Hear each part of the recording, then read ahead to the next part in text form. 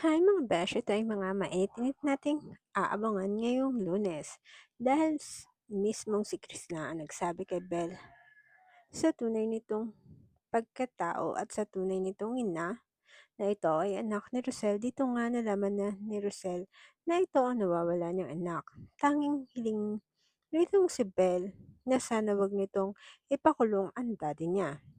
Ito na nga mga mima dahil busy itong si Ate Rosel sa pakikipag-usap sa mga pulis kaya narinig ni Belle ang gagawing hakbang ni Rosel sa taong kumuha sa kanya. Lalo't pat nagbanta itong si Rosel na kada araw, oras, taon na nawala sa kanya ang anak niya, sisingilin niya ng doble ang lahat ng taong pilit inilalayo sa kanya ang kanyang anak. Kaya gusto niya itong makita para magbayad ito ng mahal sa kanya. Habang itong si Chris nagtapat na kay Nika ng ginawa niyang malaking kasalanan kila Belle at Rosel, maging kay Via. Kaya naman hindi makapaniwala ang kapatid niya sa nagawa nitong si Chris at naitago niya sa mahabang panahon. Hindi malalaman ni Rosel kung hindi nito nalamang walang nakalibing sa sinasabi ni Malu. Kaya naman umiiyak na sabi nitong si Chris na handa na siyang magbayad sa ginawa niya dahil sukdulan na ang galit ni Belle sa kanya dahil inilayo siya nito kay Rosel. At para kahit papaano mapatawad siya nito at nila Rosel at ni Tyrone dahil alam niyang walang kapatawaran ang kanyang ginawa. Kaya naman matapang itong tinanong ni Nika paano si Via dahil paniguradong lalong titindi ang galit nito kay Rosel lalo pat ngayong nalalaman nitong nagbunga na ang ginawa niyang panloloko dito at sila Tyrone at Belle nga ito. Alam naman niya simula nang iuwi nito si Belle, una pa lang ayaw na dito ni Via, kulang na lang palayasin niya noon ang pamangkin niya dahil ayaw niyang ampunin sila Belle. At ngayon, kaya niya pinalayas ng tuluyan ang anak nito dahil nalaman ni Via na anak nito si Belle kay Rosel. Ito na rin ang taong gumugulo sa buhay nila Rosel.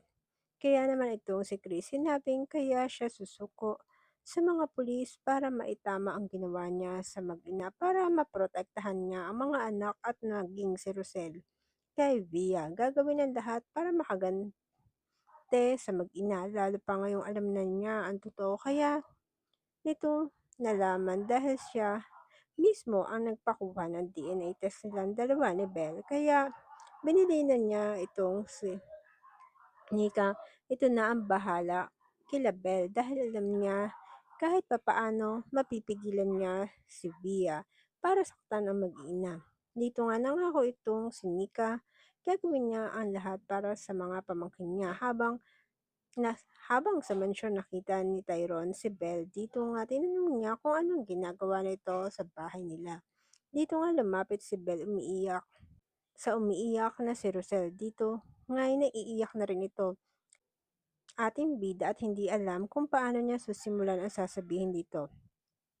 Siya ang anak nitong hinahanap. Kaya naman nagkalakas siya ng loob na magsalita nang ipinagtatabuyan na naman siya ni Tali at pilit na ayaw nitong magkausap sila ni Rosel. Dito, sinabi niyang meron siyang importante kailangang sabihin dito. Kaya naman tinanong siya ni Rosel kung ano yon. Kaya naman sinabi niya dito na siya ang nawawalang anak nito at si Chris na ang kumuha sa kanya. Gulat na gulat naman sila Rosel at Tyrone sa sinabi niya. Habang itong si Tali ay pilit sinasabing nagsisinungaling siya. Kaya naman ipinakita niya ang DNA test na pinagawa ni Via at sinabi kaya siya pinalayas ni Via dahil nalaman nitong anak siya ni Chris. Kaya tinatanong niya ang kanyang ama. Nalaman niya dito, kinuha siya nito nung sanggol siya at ipinaniwalang ampon. Pero mga besh, sa tingin nyo, pag nalaman ni Rosel na si Chris ang kumuha sa anak nila, ipapakulong pa kaya niya ito lalo pat mismong si Belle na ang lumalapit sa kanya para ipaalam na siya ang nawawala nitong anak. Sa tingin niyo ba mga mima ngayong nagkakaalaman na kung sino ang tunay na anak ni Rosel? Ano kaya ang mangyayari kay Tali at sa nanay niya ang gustong kunin ang yamang ipinamana kila Rosel at Tyrone ni Jacinta. Comment down below mga Mima para sa inyong mga komento at kuro-kuro. Kaya naman mga besh, huwag niyo naman po sana kalimutan mag-follow para ma-update kayo sa mga susunod na kaganapan. Thank you and bye!